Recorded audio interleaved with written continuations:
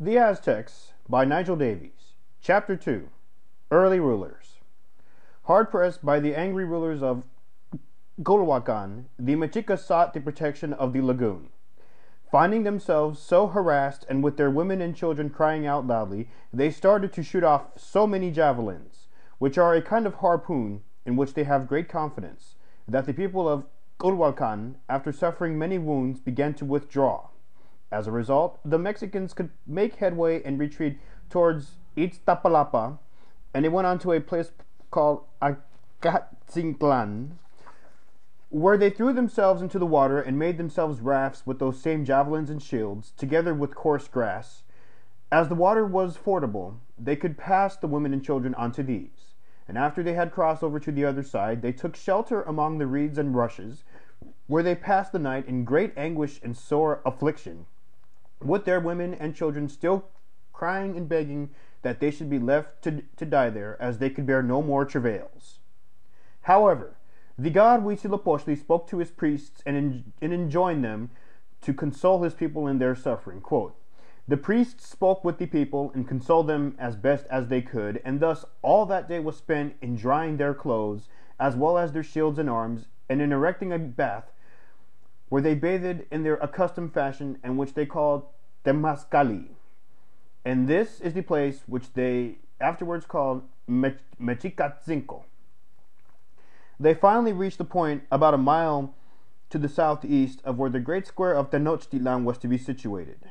The place at that time, one of many a reed-covered islet, came to be called San Pablo. There still exists a church and square of that name. Here Huitzilihuitl appeared to one of his priests and told him that the heart of his nephew Copil, previously killed by the Mexica, had been cast away nearby. Know well that this heart fell upon a stone, and from this cactus a plant grew, so large and beautiful that an eagle lives in it and dwells above it and eats the most beautiful and brightly colored birds. There he stretches his large and lovely wings and takes in the warmth of the sun and the freshness of the morning. They should proceed to this place the next day, and they would find the cactus, and all around the gaudy plumes of the birds that the eagle had devoured. To this place, where you find the cactus plant, with the eagle perched upon it, I give the name of Tenochtitlan. The name signifies place of the cactus Tenochtli, or more precisely, place of the fruit of the cactus. So the following morning, the Mexicas saw the plant, with the great eagle upon it, bowing his noble head as they approached. They prostrated themselves as if before a divine being. They were overcome with joy, for at last they knew they had reached their final destination, and that their centuries of wandering were at an end. Filled with wonder, they proceeded to found their city. Their first thought was to build a shrine to their guiding deity, Huitzilihuitl. They cut sods from the reed-covered earth and made a little platform on which they constructed a modest straw-covered oratory. The date of this foundation is a key one in Mexican history. Tradition places it in the year 2 House, usually taken to be the equivalent of AD 1325. However, it seems probably more correct to assume that the event really occurred in AD 1345.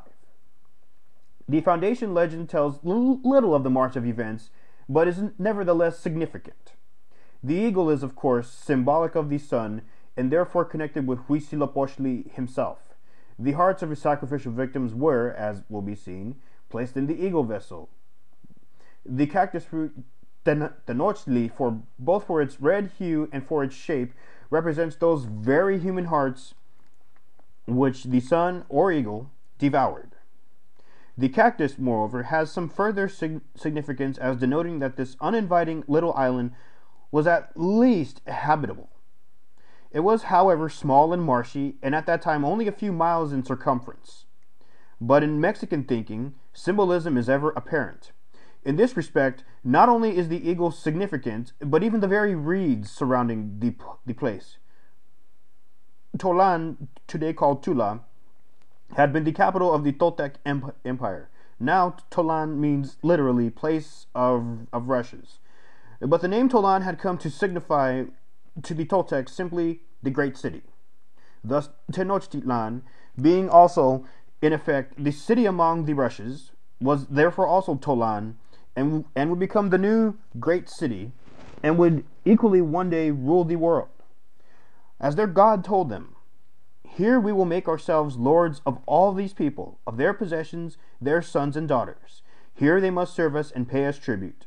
In this place shall the famous city be built that is destined to be the queen and lady of all the others, where we will one day receive all the kings and lords, and where they will have to come in homage as to the supreme capital." But there was a method in the apparent madness of their deity. Evidently, reasons more practical had also dictated the choice of site.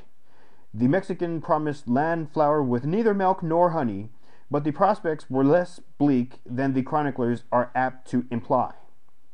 In the first place, this island and those nearby were probably not virgin territory. They may well have contained small settlements of Toltecs. The latter had certainly occupied many sites on the surrounding mainland. Unconsciously, perhaps, the priests of Huitzilihuitl had made an ideal choice. In the first place, the material advantages were considerable. Birds and fishes positively abounded, and conditions for plant cultivation proved to be excellent. As space was restricted, every available square inch was exploited to the full by means of the Chinampa system of growing crops. This consists of platforms constructed of layers of mud and aquatic plants, and held in place by walls of basketwork to form small patches of land intersected by canals. Chinampas can still be seen today in the Xochimilco area, whose nursery gardens serve the city of Mexico. The new site also enjoyed the advantages of water communications with the cities which studded the lagoon shore, an incomparable asset in a land without pack animals or wheeled vehicles. Overland transport has always presented a major problem in ancient Mexico, particularly if any city outgrew the normal size. When all other loads had to be borne on the human back, the canoe was the most efficient carrier. But the greatest merit of the city's location lay in the strategic protection which the lagoon afforded, and this was the first settlement which the Mexica never had to abandon. Their muddy little islands afforded many of the blessings which had also paved the way to the greatness of that other lagoon people, the Venetians.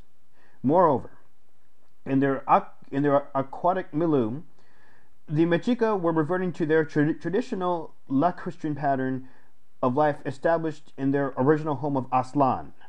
On the other hand, they were to be plagued by certain shortcomings. Food, both animal and vegetable, was abundant, but raw materials were scarce. Thus they were exposed to the threatening presence of their larger neighbors, on whom they were entirely dependent for wood and stone.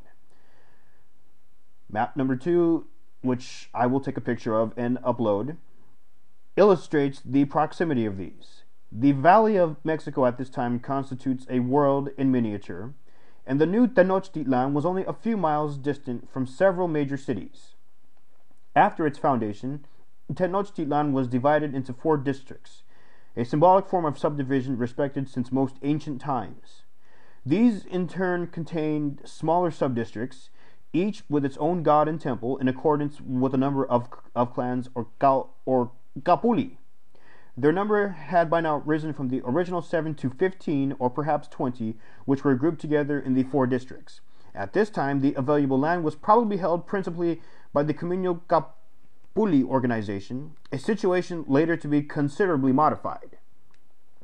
The outstanding event of the early days was the founding of the sister city of Tlatelolco, probably in 1358 or 13 years after Tenochtitlan. The name Tlatelolco derives from the word Tlateli, meaning a built-up mound of earth. The island on which it was founded was probably about the same size as Tenochtitlan, and each was ringed by even more minute islets of mud, all gradually to be joined together to form the great metropolis of Tenochtitlan. Tlatelolco linked by causeways to the surrounding mainland. The migration to Tlatelolco was apparently occasioned by disagreements over land distribution. Clearly, the Mexica felt themselves cramped on one tiny island, and with another one nearby, colonization was a natural step. The two cities, at the same time close associates and keen rivals, developed on somewhat different lines. Tenochtitlan took the lead in war, while Tlatelolco was to become paramount in commerce.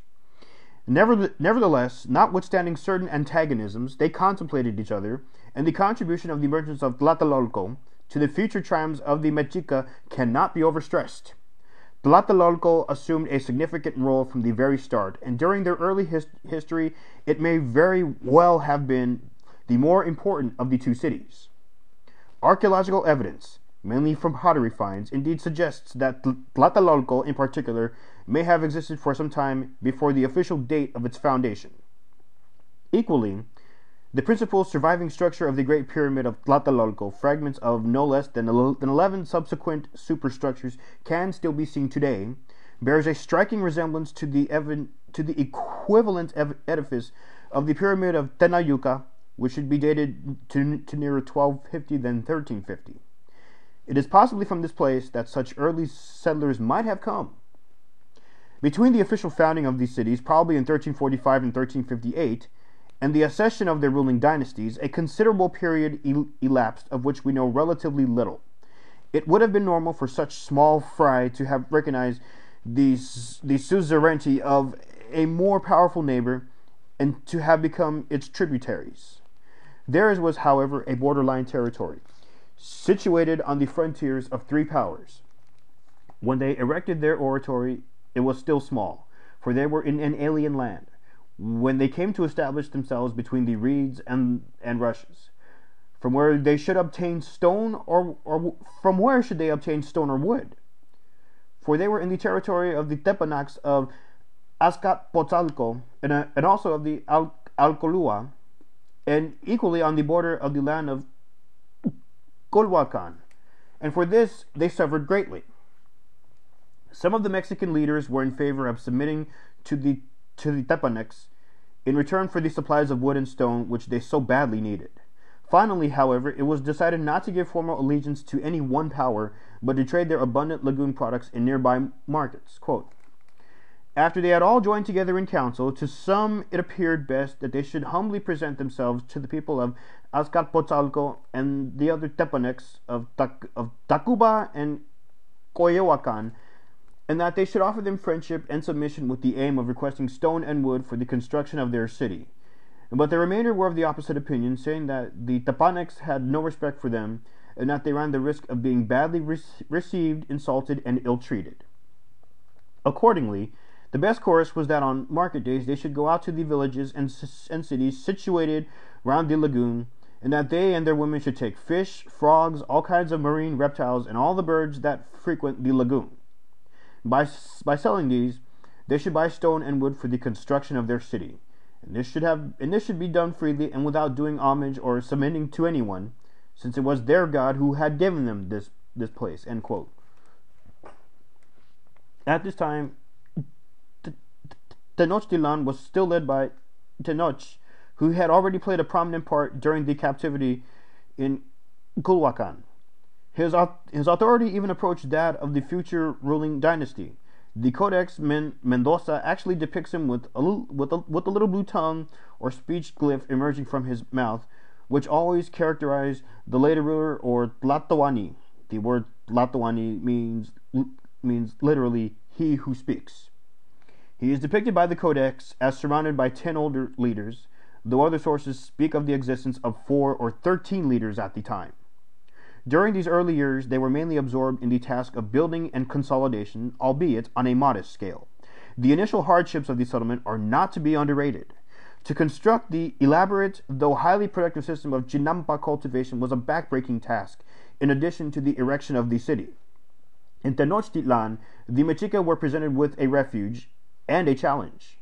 The situation, obscure in detail, is dramatic in its essence. The Mexica, though still poor and despised, lacking raw materials, and initially with little cultivation, had at last found a home of their own, after endless searchings for the promised land. In these modest settlements of fisherfolk lay the nucleus of the imperial city, at which Cortes and his men were to marvel barely 2 centuries later as outrivaling all that they had known in Europe. Tenoch had died some 25 years after the founding of the city. It was then decided, probably in 1372, not to elect another priest ruler of pure Mexican stock, but to seek the added prestige of a royal dynasty of wider antecedents and connections. In many ways, it was natural that they should look towards Culhuacan for this purpose. Not only was the latter revered as the heir of the Toltec civilization, in addition, the Mexica had enjoyed close connections with Culhuacan ever since their captivity. Accordingly, they addressed themselves to the ruler of this place, quote, "Great Lord, we the Mexicans, your servants and vassals, shut in as we are among the reeds and rushes, alone and unprotected by any nation, directed only by our God to the place where we now are, which lies with the jurisdiction of Azcapotzalco, of your kingdom, and of Texcoco. In view of this, since you have permitted us to stay there, it would not be just that we should remain without a chief or lord, who might command and guide us and show us how we are to live, who might free us and defend and protect us from our enemies. For this reason we come to you, knowing that among your people there are sons of our blood, related to yours, brought forth from our bodies and yours. And among those of your blood and ours we have learnt that there exists a son of Huitzilihuitl, whose name is Acamapichli. He is also the son of your daughter, called Atototzli. We beg that you give him to us as our lord, so that we may maintain him as is fitting, since he is of the lineage of the Mexicans and of the kings and lords of Culhuacan." End quote. Acamapichli, meaning handful of reeds, was thus chosen. Most other accounts of the event also state that he was the son of a Mexican nobleman and a princess of Culhuacan. This city, in fact, possessed 4 reigning dynasties. That from which the new ruler stemmed had close ties also with Coatlichan, the main center of the Alcolua, second only to the Tepanecs among the people of the Valley of Mexico. Acamapichli was actually living in Coatlichan at the moment when the Mexica came and sought him as their ruler. He thus represented an ideal choice, while, as will be later seen, Tlatelolco was to be governed by a son of a Tepanec ruler. Tenochtitlan chose a prince who partly originated from the Toltec center of Culhuacan, but who was also connected with the powerful Alcolua. In this manner, the Mexica had managed to associate themselves with all the great names of the region. This whole interlocking system of dynastic ties is perhaps reminiscent of 19th century Europe, when newly established nations, such as the liberated Balkan states, sought monarchs from ruling families to whom they could look for patronage and protection. So far, only Acamapichli has been mentioned, but of almost equal importance is his wife Tlatelolco. Her situation vis-a-vis her husband is confusing. She was also from Culhuacan and of royal descent. She is usually stated to have been Acamapichli's wife, though she was older than he and bore him no sons. According, however, to certain versions, she was really his mother, or even both his mother and his wife at the same time. According to one story, she was so ashamed at her inability to bear children that she resorted to a strange ruse to hide her ignominy. The king, seeing her sadness, and because he loved and cherished her dearly, consoled her as best he could.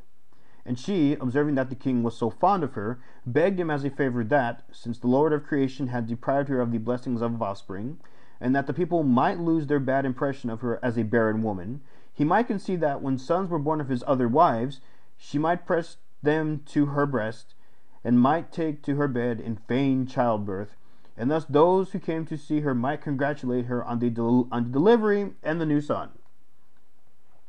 According to one account, Tlatelolco was the real ruler at the onset, Acamapichli playing the part of a kind of prince consort, or perhaps enjoying a situation more comparable to that of William III of England, as a co-ruler who subsequently reigned in his own right after the death of his spouse. The origins of the Tlatelolco dynasty are not in doubt. The founder, who ascended the throne at the same time as Acamapichli, bears the rather formidable name of Pitzawak, meaning pointed horn. He was the son of Tetzcoco, the great Tepanec monarch. He ascended after a delegation from Tlatelolco had visited his father, humbly to seek a ruler. He was not allowed to live in Tlatelolco for a year, while a worthy residence was constructed for him. From his new subjects, he collected tribute, which he in turn delivered to his father Tesosomoc. The marriages of Acamapixtli and the resulting offspring are important politically and socially. Both he and his successors, apart from their first or legitimate consort, also possessed an ample number of secondary wives, whose children could succeed in the absence of descendants from the principal spouse. Acamapixtli married up to 20 other wives, probably the daughters of each clan leader. It is usually suggested that the nobility were all descended from his numerous progeny. It would appear, however, that these constituted a new aristocracy, since some kind of older ruling class must have existed. As we have already seen, the Mexica were far from primitive. When they reached the Valley of Mexico, their social organization had already passed beyond a merely tribal condition. It is difficult to form an exact judgment of how the first rulers governed, since information on the subject is meager. Most of what is known of the offset of Tlatoani derives from the last reigns before the conquest. The Inner Council of Four, as well as the larger consultative body, the Tlatelolcan, were probably officially established some 60 years later after the Aztec rise to power. However, they surely existed in less well-defined form at this earlier period, and the system of government was thus based on an elected monarch, advised by counselors chosen from a small ruling class. Apart from other restrictions on the powers of the early rulers, the significance of the ancient clan or Kapuli organization should not be underestimated. Probably totemic in origin, with the foundation of Tenochtitlan, the clans became in effect territorial units grouped together into the four larger districts of the city. In addition to holding the land, they provided the basics for the raising of army units, and the clan leader was also a military captain. They also possessed a certain religious importance, and each had a god and temple of its own.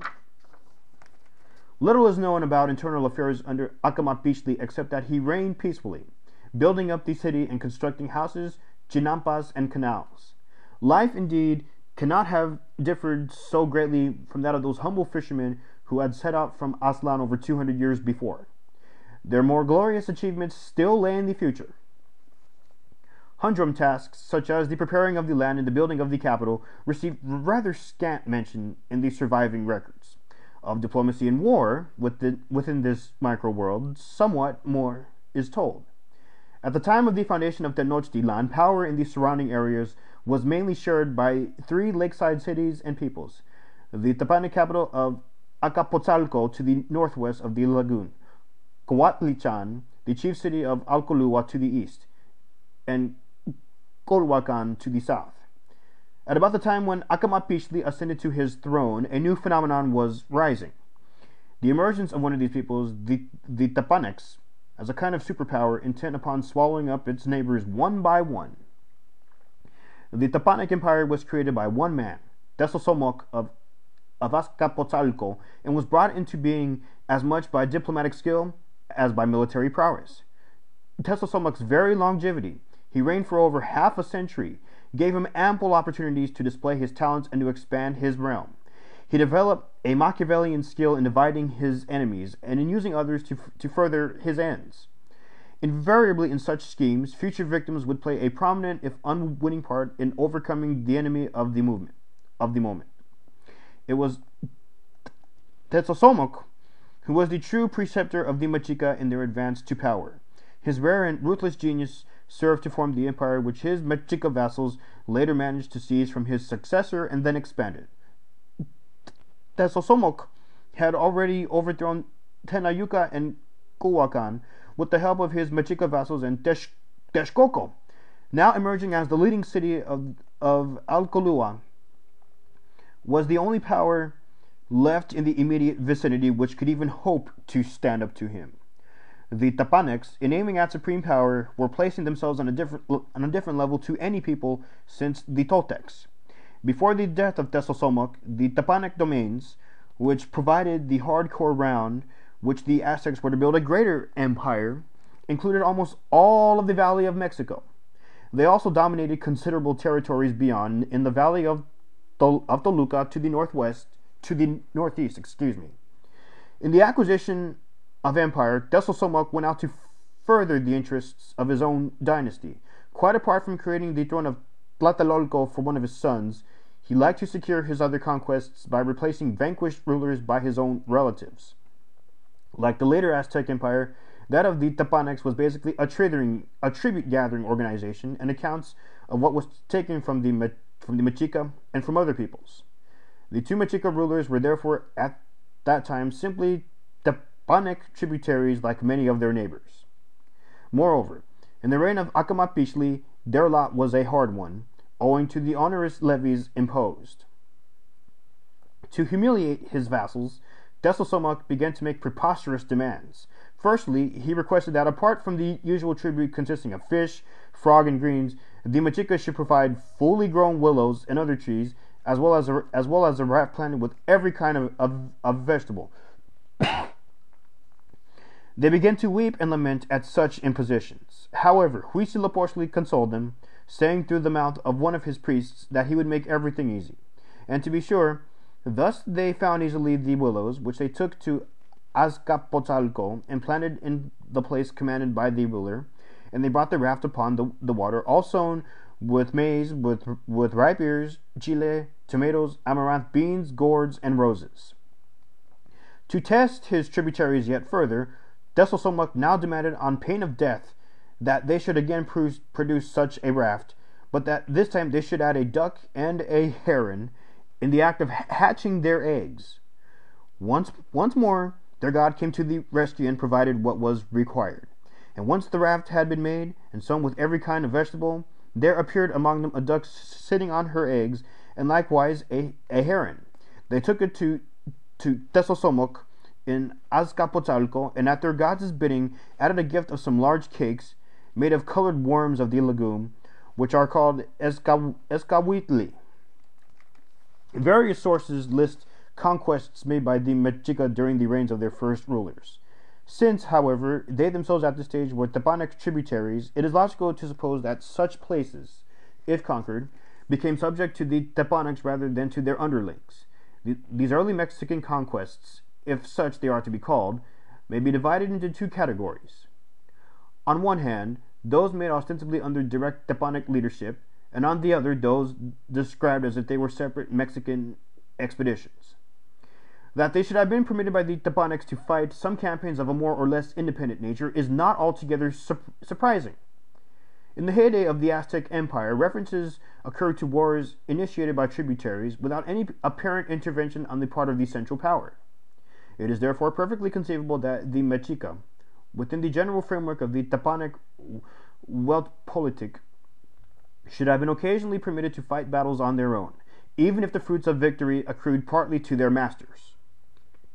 In addition to Acamapichtli's conquests and settlements in the Xochimilco region, a short distance to the southeast of Tenochtitlan, an expedition is mentioned against Cuernavaca, a considerable distance farther to the south, and therefore perhaps a rather ambitious objective for the Mexica at this early stage in their career of conquest. In the Xochimilco area, the Mexica were operating among people with whom they enjoyed close ethnic ties. Possibly the Tepanecs felt that they were well fitted to deal with those with whom they had so much in common. But apart from such successes, attributed by Mexican sources to the Mexica themselves, others are listed, mainly in the valley of Toluca, and covering a fairly large area to the northwest. They occur in the latter part of Acamapichtli's reign. This was in effect the land of the origin of the Tepanecs, and it may therefore be assumed that his conquest was very much a Tepanec affair in which the Mexican tributaries would have played an auxiliary role. One further war needs to be mentioned in connection with Acamapichtli, though it was no conquest. The bitter conflict with Tichalca to the southeast of the lagoon probably started in 1375 or two to 3 years after his accession, and was only to end in final victory 2 generations afterwards. A bewildering medley of tribes and rulers went to compose the Confederation of Chalco Amecameca. The accounts of Chimalpopoca, the chronicler par excellence of that region, suggest that Chalco must have enjoyed a long tradition as a powerful, much respected, and closely knit state. At the start of the conflict, it still seems to have possessed some kind of empire of its own. For the first 10 years, until about 1385, the war was fought mainly by the Tepanecs themselves. In the early stages, it was a fairly gentlemanly affair, prisoners being returned rather than sacrificed according to custom. After 1385, however, the struggle grew increasingly ferocious. The Mexica were now playing an increasingly important part in hostilities, though it was not until the reign of Acamapichtli's successor that it was to become a predominantly Mexican commitment. Acamapichtli died, probably in 1391, after a reign of some 19 years. He had consolidated the infant Mexican state. He had not only played an important part in the building of the city and the formation of its institutions. In addition, he had instituted in a modest way that career of conquest that was later to become a flood. The dying monarch had addressed the nobles at considerable length as to the future. And thus, when he was about to die, he called together all the leaders and made them a long and careful address, commending into their hands the affairs of state, as well as his wives and children. He did not, however, designate anyone as heir, but said that the nation should elect as ruler one of these or some other according to their wishes. He wished to leave them free in this matter, and ended by expressing deep regret that he had not been able to set the city free from servitude and tribute to Azcapotzalco. As a result, an elective council was held for the purpose of choosing a ruler. Like others that were to follow later on, it took place behind closed doors, and the right of the people as a whole to ratify the choice was reduced to pure formality. The significant point was the establishment of the principle that the fittest of the royal princes should be chosen. In this, as in other respects, the Mexican state was to be a meritocracy. The office of ruler or Tlatoani thus differed fundamentally from contemporary European monarchies based upon succession by primogeniture. On this occasion, it appears that the leaders of the four main divisions in which the city had been divided played the foremost part in selection of a ruler. The prince chosen was Acamapichtli's son Huitzilihuitl, Hummingbird Feather. In the long address always made to the new monarch, he was reminded of his duties to his people, as well as of his religious role as the likeness on earth of Huitzilihuitl.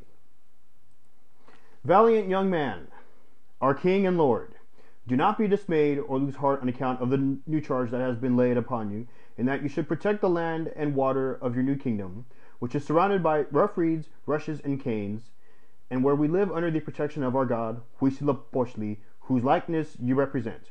Do not think that you are chosen in order to rest, but to work. You know well the poverty and want that attended your father's reign, and which he bore with great patience and courage.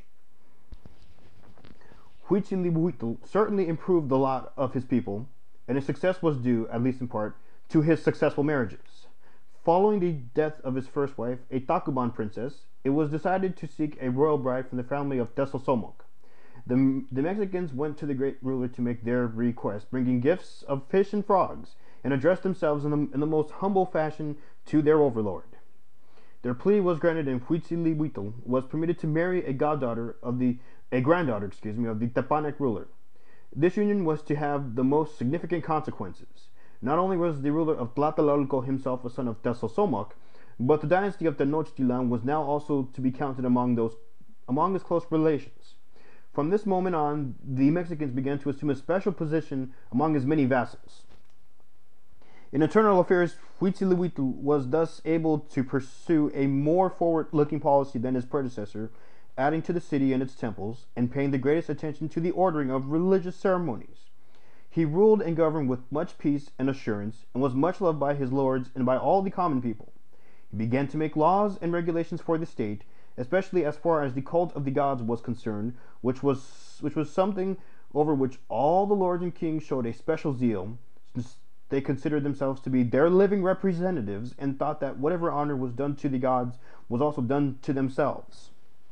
Huitzilihuitl was a monarch who was clearly out to increase the importance of his realm, but it was still a small one, and he had to proceed with caution. And with his feigned humility which he showed towards his neighbors, he arranged his affairs so well that his city was filled and increased by people from neighboring towns. A certain change of status is discernible, and economic advances were certainly facilitated by Huitzilihuitl's marriage into the Tepanec royal family, and the Mexicans' enhanced standing with their overlords. Following the birth of a son and heir, half Tepanec, we are told that the nobles and court of Azcapotzalco actually came to Tenochtitlan, bearing lavish gifts from their sovereign. And when the Mexicans went away, in their wake also came all the lords of Azcapotzalco, Tacuba, and Coyoacan, bearing the best presents that they could bring after their usual fashion. Later on, Tezosomoc actually sent ambassadors to Tenochtitlan, announcing that he desired so greatly that his Mexican vassals prosper that except for the natural products of the lagoon, such as fish and frogs, they would be required to pay no more tribute. Such gestures suggest that the Mexica were now beginning to be wooed as associates rather than oppressed as vassals. The significance of these concessions was sufficient to arouse strong opposition within Tezosomoc's own ruling council. Huitzilihuitl's Tepanec wife died when their only child, Chimalpopoca, was 9 years old. While retaining his good standing with his masters, he succeeded in making a second principal marriage of almost equal significance, since it furthered Mexican expansion towards the warmer and lower regions to the south, and thus brought in its train-added economic progress. In the reign of Huitzilihuitl, military campaigns in the Cuernavaca region, where cotton and other subtropical luxuries abounded, provided the Mexica, used to dressing in rough maguey fiber with their first cotton clothes. The romantic circumstances surrounding the ruler's second principal marriage with a Cuernavacan princess should not obscure the fact that it was basically achieved by force of arms. The ruler of Cuernavaca was also famed as a sorcerer, and he made use of his talents to protect his lovely daughter from the embraces of adventurous suitors. He called on all the spiders and centipedes to guard her, as well as on an army of bats and scorpions. And just in case such a force was not sufficient enough to protect her, she was closeted within the palace, the gates of which were defended by immense wild beasts. The numerous offers of marriage presented by neighboring princes were rejected out of hand. As a result of a dream, Huitzilihuitl decided to make a bid to marry the princess. He accordingly sent ambassadors to her father, who dismissed his suit, adding that in the wretched lagoon township of Tenochtitlan, his daughter would be deprived of the dainty dishes and the abundance of cotton clothes to which she was accustomed, something which was probably only too true at the time.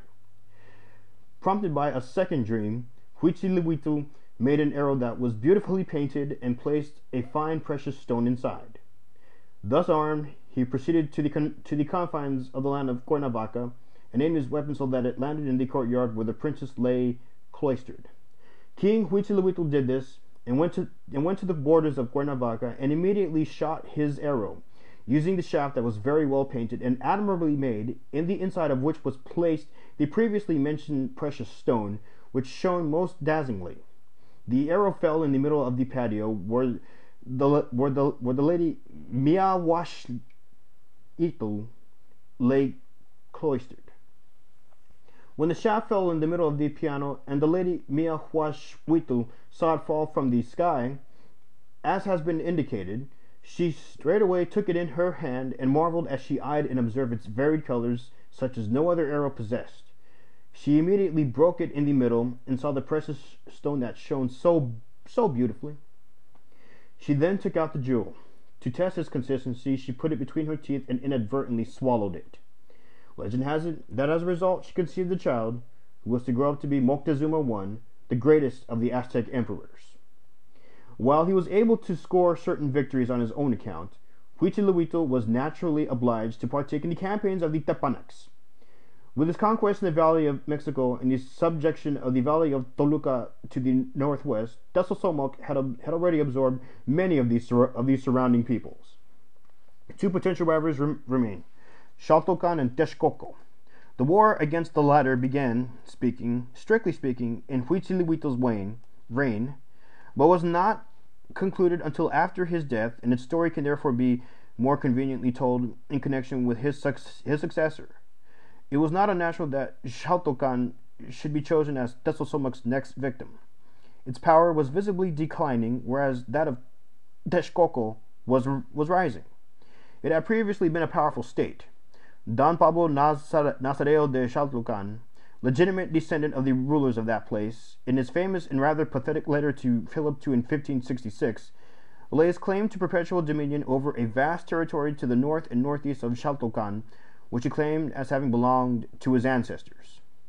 Accounts of the actual war are brief, and merely relate that Tlatelolco was destroyed in 1395, and that the ruler of some of his followers escaped northwards, while others went to Tlaxcala.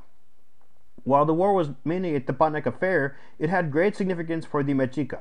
As a reward for their services, they acquired lands formerly belonging to Tlatelolco. This was a momentous step forward, for not only was their rising status confirmed, but they acquired what they lacked, most lacked, additional land to cultivate. During this reign, the Mexican Tepanec forces also initiated an ambitious drive in the direction of the coast of the Gulf of Mexico. It was there from this Tierra Caliente, or warm coastal land, that they were eventually to obtain the precious stones and gaudy feathers with which the nobles and warriors loved to adorn themselves. In 1398, an expedition was undertaken which resulted in the capture of Cuautinchan, lying to the southeast beyond the modern city of Puebla de los Angeles. At first sight, such an expedition might seem overambitious, and it has been argued that it took place at a much later date. But in the first place, Cuautinchan is not so much farther afield than Cuernavaca. In the second, it lies near Cholula, then still a great trading center, as well as a holy city. The merchants of Tlatelolco would surely by this time have begun to trade with their counterparts in Cholula, exchanging their own products for those of the Gulf Coast.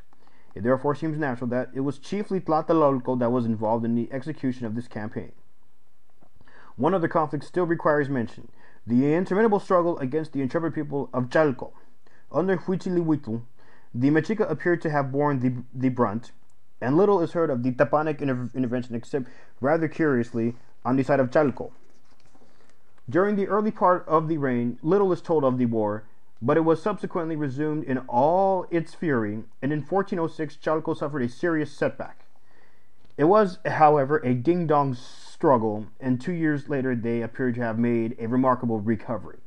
In 1411, the Mexica actually took Chalco, and the chief among its many rulers was forced to flee, while the victors installed others who were favorable towards themselves. Their triumph was short-lived, since in its very extent startled various neighbors whom they were not yet powerful enough to defy. A combination of powers was assembled, which forced them to give way. The most remarkable thing about this coalition was that it included the Tepanecs of Azcapotzalco. Huitzilihuitl died in 1415 or 1416 and was succeeded by his own son Chimalpopoca, meaning smoking shield. Chimalpopoca, grandson of Tenochtitlan and a young man of 18 years, was elected by the common consent of the whole Mexican community, and the city rejoiced at the election. The boy was placed upon his throne and given the royal insignia. The diadem was placed upon his head. He was anointed with the divine unction, as they call it. A shield was placed in his left hand, and the other a club armed with obsidian blades, such as they were wont to use. He was equipped with certain arms, in conformity with the god whose likeness it was intended to impersonate, as a sign that he promised to defend his city and die for it. Information on the internal affairs of Tenochtitlan during the reign of Chimalpopoca is no more plentiful than for those of his two predecessors. Economic progress certainly continued. The aged Tenochtitlan had a great affection for his grandson, and this led to a further relaxation in the Tepanec demands for tribute. Living conditions gradually improved, and people no longer lived in huts, but built themselves houses of stone. But such advances brought the usual troubles in their wake. Pollution problems arose at an early stage in Mexican history, affecting the waters of the lagoon, and it became necessary to seek alternative supplies. Leading Mexicans addressed themselves to the ruler. "Dear son and grandson, to your fathers and grandfathers, it seems fitting that you should send for the water of Chapultepec that flows into this lake from all sides. This is necessary for you and for your people, because our water is becoming foul." A request that was made by Chimalpopoca, a request to that effect was made by Chimalpopoca to Tenochtitlan and was readily granted. Later, however, when the Mexica asked in addition for the necessary raw materials for an aqueduct, a storm arose within the Tepanec Council. The question caused a commotion, and certain leading Tepanecs, already ill-disposed towards the Mexica, stirred up feeling among the populace of their capital. Tenochtitlan was so distressed at this turn of events that, according to one version, it actually caused his death in 1426. The improvement in conditions was not confined to Tenochtitlan. In this growing Mexican prosperity, the merchants of Tlatelolco certainly played a leading part. At this time, they first began to trade in their market feathers and precious stones, those status symbols of nobility. By this time, therefore, it is possible to envisage Tenochtitlan and Tlatelolco as very different from the first modest settlements on two muddy little islands built of straw and reeds, and whose scanty inhabitants dressed in rough maguey fiber. By now, the two cities had begun to take shape. They could boast of impressive ceremonial centers and houses of stone, inhabited by dignitaries clothed in fine cotton and adorned with gaudy plumes, the produce of an active external commerce. The soil had been fully tamed and formed into the richly cultivated chinampas intersected with countless canals. Towards the end of the first 20 years at Tenochtitlan, the Mexican armies had already conducted distant campaigns under the aegis of the Tepanecs, as far as the region of Cuernavaca and beyond the modern city of Puebla. In Chimalpopoca's reign, the most significant military operation is the war against Texcoco, started in 1414 while Huitzilihuitl still ruled and continued by his son. From this point on, Texcoco is of crucial importance in the history of the Mexica, first as adversary and later as leading partner. Texcoco, until about the year 1400, was not the principal city of the region inhabited by the Alcolua. It had, however, already existed for several centuries, having been founded in Toltec times. It was then re-established by the descendants of the nomad Chichimecs who invaded the valley of Mexico after the fall of the Toltec Empire. It was Ginantzin, their third ruler, who transferred his capital to Texcoco, and thus became the first Chichimec emperor to rule from this place. But in point of the fact of the empire of the Chichimecs had ceased to be a reality by this time, and Ginantzin's domain hardly stretched beyond the confines of Texcoco, which had not yet assumed its leading role among its neighbors. But under Ginantzin and his successors, great cultural changes took place. In the first place, Nawa, that symbol of civilization, was adopted and became the official language. Moreover, the arrival of important groups of immigrants furthered this process. Already in the reign of Ginantzin, the people described as of Toltec descent had arrived from the region of Oaxaca to the south. Possibly from these, the Texcocans learned the goldsmith's art, as well as the painting of manuscripts, both of which flourish in Oaxaca. Under the cultural stimulus of such outside influences, Texcoco, from being the capital of the nomads, came to be considered as the Athens of America. These first immigrants were followed by others. They were also described in general terms as belonging to the Toltec family, that is to say, speakers of Nahuatl. In point of fact, they may have been more closely akin to the Mexica than to any other group. As such, they would account for the close spiritual bonds that subsequently united Tenochtitlan and Texcoco, in particular the shared cult of Huitzilihuitl and the presence in both capitals of a great temple, jointly dedicated to his cult and to that of the rain god Tlaloc. But during the decades when Texcoco was rising to a position of importance, the wily Tenochtitlan was achieving a dominating position for the Tepanecs in the Valley of Mexico and in certain regions far beyond. It clearly irked him that one people should elude his grasp, and thus the two powers, albeit of rather unequal strength, the Tepanecs and the Alcolua, were left facing each other across the lagoon. Ginantzin's successor as the ruler of Texcoco did not himself seek to challenge the growing power of the Tepanecs. He seemed to prefer to reach a modus vivendi with Tenochtitlan, neither claiming the controversial title of Lord of the Chichimecs nor challenging him in war. The accession of his son Huitzilihuitl in 1409 transformed the situation. He was bold and forthright, and little disposed to play second fiddle to Tenochtitlan. Not only did he firmly assume the leadership of the Alcolua, but actually challenged Tenochtitlan by asserting his right to be called Lord of the Chichimecs or Emperor. The latter naturally rejected this impudent claim, and matters were made worse by Ixtlilxochitl's rejection of one of Tetzalcomoc's daughters as his legitimate spouse. Instead, he married the sister of Chimalpopoca of Tenochtitlan, a union that was to have the most far-reaching consequences.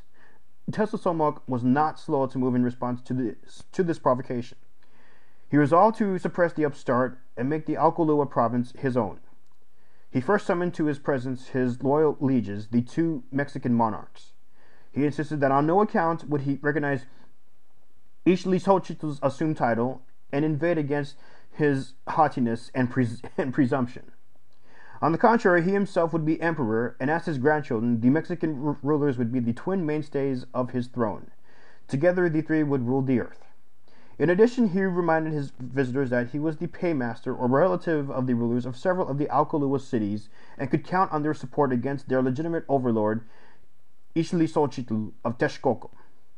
Tetzalcomoc's tirade is exceedingly significant. It firstly underlies the enhanced status of the Mexica, now on its way to becoming allies rather than servants of the Tepanecs.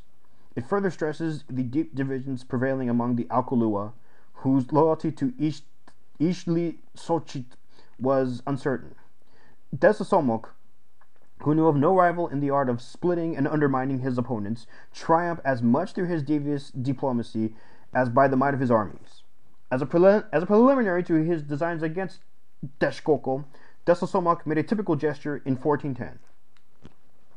Then, some days after Tetzalcomoc's meeting in council, he sent his messengers to Ixtlilxochitl and dispatched much cotton as if in a gesture of friendship, saying that he particularly requested that the latter might be good enough to command his vassals that they should make very fine mantles of the cotton, and they knew how to do in the city at that time, because he had need of them. And when Tetzalcomoc saw that Ixtlilxochitl had instructed his vassals to make the mantles, and had sent them to him promptly, he understood that it would be easy to force Ixtlilxochitl to submit to his domination. Although the request was phrased in the diplomatic language of the times and so presented as if a mere favor were expected, in fact it was intended and understood as a token of submission. Tetzalcomoc then went further. He sent a second time more cotton than the first, announcing simultaneously that he had received the mantles and that they were very remarkable as made by his vassals, and that he requested that he would be kind enough to have made more from the cotton that he was now sending. Ixtlilxochitl received this message, and as the amount of cotton was very large, and he realized that he could not deal with it all in his city, he called together some subject rulers and ordered them to divide the cotton among their vassals, that they might make very fine mantles for Tetzalcomoc, as he had commanded should be done. Tetzalcomoc then proceeded to dispatch yet greater quantities of cotton. The limit, however, had been reached. Ixtlilxochitl, unwilling to develop any further in this unremunerative textile industry, at last refused, saying that this time he would keep the cotton and use it to make armor. He addressed his subjects as follows: He, Tetzalcomoc, must think that we are mere women, or that our vassals make the mantles from fear. It is not just you should have to do this, for you know well that I am the legitimate ruler of all the earth. Take the cotton and make the arms that you may need, and since they will not acknowledge me, you will swear allegiance to me as your king and universal lord, and after that we will dominate by force of arms." End quote. He proceeded now to muster his forces and summon to his presence his allies, those few Alcolua cities which remain loyal, having resisted the blandishments of Tetzalcomoc. And finally, in 1414, Ixtlilxochitl took the fateful step of having himself sworn in as universal monarch. Only the rulers of his two most stalwart allies were present at the ceremony. As a supreme act of defiance, he sent to Tetzalcomoc, announcing that he would pardon the latter's past misdemeanors if only he would pay homage to the newly anointed lord of all the earth. The story of war can be told fairly briefly. Tetzalcomoc first assembled a powerful army, reinforced by contingents of the Mexica and other associates and subjects. He then, in 1415, mounted a frontal attack, which, after some initial successes, was repulsed. Ixtlilxochitl then made a major countermove. He first marched northeastwards and captured Otumba, which had recently declared for Tesosomoc. He then moved northwestwards and fought a big battle near Tula. He then wheeled southwards, and after a series of successful engagements, arrived at the gates of Azcapotzalco, the Tepanec capital, which he besieged for several months. Tesosomoc, now hard-pressed, decided that the attack was the best method of defiance. After a vigorous diplomatic offensive to win away Chalco and Otumba from their alliance with his enemies, he made a counter-thrust in the form of a pincer movement early in 1418. He cunningly pretended that it was to be concentrated to the north of Texcoco. This was only a feint, and his main objective lay to the south towards Huitzilihuitl. Texcocoan records insist that this attack was repulsed. Such a contention, however, would appear doubtful, since shortly afterwards Texcoco was abandoned by its ruler. As part of his deception plan before this event, Dissolution reportedly went so far as to pretend that he would actually recognize Huitzilihuitl as emperor if he would personally come to meet him at an appointed rendezvous. The latter, suspecting an ambush, sent one of his sons, who was duly taken for the ruler himself, caught and flayed, and his skin stretched out on a nearby rock. At all events, Huitzilihuitl was forced to flee from Texcoco. Already in desperate straits, he was then set upon by his former friends, the people of Chalco and Otumba, and killed after a valiant struggle.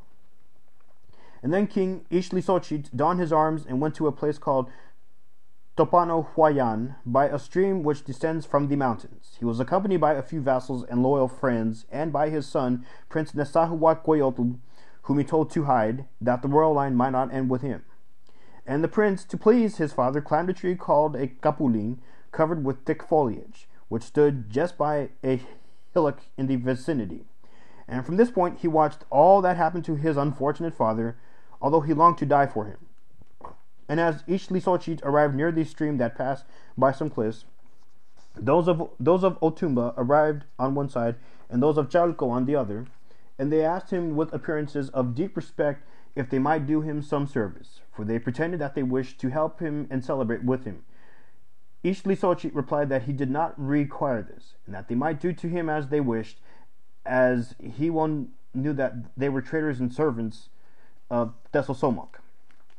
Huitzilihuitl was killed, and then his slayers took away his arms and insignia and gave them to Tesosomoc. One faithful follower then came and gathered up his body, adorned it with fresh insignia, and burned it according to custom. The harsh conditions imposed on the defeated Texcocoans were to have important consequences. Like certain more recent peace settlements, they sowed seeds for subsequent wars of revenge. Tesosomoc took much for himself, but gave the actual city of Texcoco to the Mexica. The latter had to pay over part of their share of tribute to the Tepanec monarch, who thus received a lion's share for himself. The unfortunate Texcocans subsequently made a pathetic protest against such exactions. They sent a deputation to Tesosomoc, lamenting that owing to the depredations of war, they could not meet his demands. First, a Texcocan of Toltec descent spoke up, saying that they simply did not possess the precious stones, gold and silver that they were expected to produce. As a result of war, they had not even been able to sow their fields. Then a Chichimec, representing the other half of the Texcocan nation, declared that such luxuries were simply unknown to his people. His forebears had not even possessed clothing and had covered their nudity with deer skin. If their rulers had worn crowns, they were made of foliage. The grant of Texcoco to the Mexica as a tributary, together with previous assignments of land, marks a major step forward. Now they themselves were tribute gatherers as well as tributaries. They thus occupied already a kind of intermediate position in the regional hierarchy. They may have been still subordinate to the Tepanecs, but they were now elevated far above their original status as mere underlings, forced to beg for small favors from their mighty overlords. Of perhaps yet greater significance are the suggestions in certain historical sources of the possibility of open dissensions between the two powers before the Great Clash in 1428. It is often suggested that the Mexica were humble satellites of the Tepanecs until this date. However, it would seem more probable that they were getting out of control before the final war. Tepanec support for Chalco against the Mexica had already been mentioned. Chalco, the bitter foe of Tenochtitlan, continued to be in favor with the Tepanecs, had helped to eliminate their foe Huitzilihuitl and was actually rewarded for his part in the war. This did not deter the Mexica from continuing their hostilities against Chalco during Chimalpopoca's reign. Thus, a curious state of affairs persisted, whereby the Tepanecs tended to favor Chalco, and the Mexica, their tributaries, waged war against them.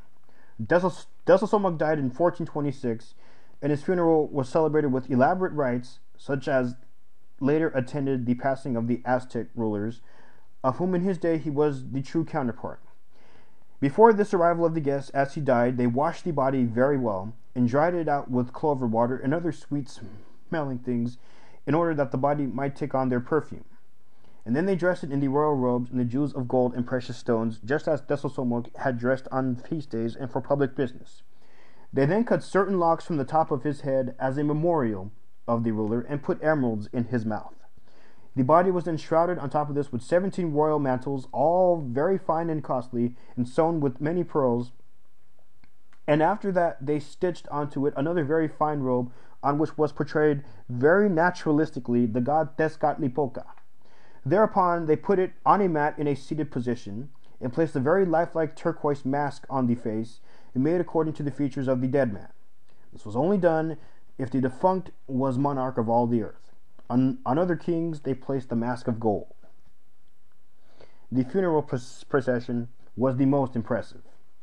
By the side of the body went Mashla, the next ruler, leading with a baton in his hand and his hair unfastened, and wearing the clothes and insignia that was customary on such occasions. In the same fashion, the others came with their batons. Moctezuma, the first of that name, following directly behind Mashla. Then, in third place, came Tayauh, and lastly, Tlatelolco, king of Alcoman. Behind these came countless other dignitaries, and then many lords and ambassadors from different places, and many knights who had been vassals, all wearing many pendants and feathers and jewels that had belonged to the king, together with shields and swords, bows and arrows, clubs and spears. They all went singing a ballad of his death, his doings and triumphs, and the kings, lords, and ambassadors, bearing their batons and insignia, all went weeping for the defunct. Also there followed certain slaves and servants of the king, all very well dressed, to be sacrificed and die with their lord, although at that time they were not so numerous as on later occasions. As Dissolution's long life was ebbing, profound dissensions had already appeared among his subjects. One cause of disagreement was the treatment of the Mexica. It had even been stated that this burning question led to a state of virtual civil war. It would seem, in fact, that the ephemeral Tepanec Empire was beginning to dissolve as Dissolution's end drew near. It had been the creation of one man, and could not easily survive his passing. The aged monarch had chosen his son Tayauh, but in the prevailing state of discord, that throne was usurped by another son, Mashla, who had already declared his dislike of the Mexica. One of the first moves was to reimpose a heavy tribute upon them. Chimalpopoca of Tenochtitlan and Tlatelolco of Tlatelolco, faithful to the wishes of the dying Dissolution, made the fatal mistake of choosing the losing side and espoused the cause of Tayauh, the legitimate heir. Chimalpopoca conferred with the latter and advised him to kill his usurping brother. He proposed to Tayauh a simple method. He should have a palace built and invite his brother to a feast to celebrate his completion. At the banquet, Mashla would be strangled by a rope disguised as a garland of flowers. Unfortunately, he was overheard by a dwarf in the service of Mashla, who ran to his master to report the conversation. Tayauh was then stupid enough to allow himself to be eliminated by the selfsame ruse which had been proposed to him for use against his brother. Chimalpopoca was not to be let off lightly for this unwise intervention. Mashla sent to Tenochtitlan and had him unceremoniously put into a cage and thereafter killed. He then went on to dispose of Tlatelolco of Tlatelolco, who had managed to escape with all his treasures. However, Mashla's henchmen overtook him, and his overburdened canoe was sunk in the middle of the lake of Texcoco.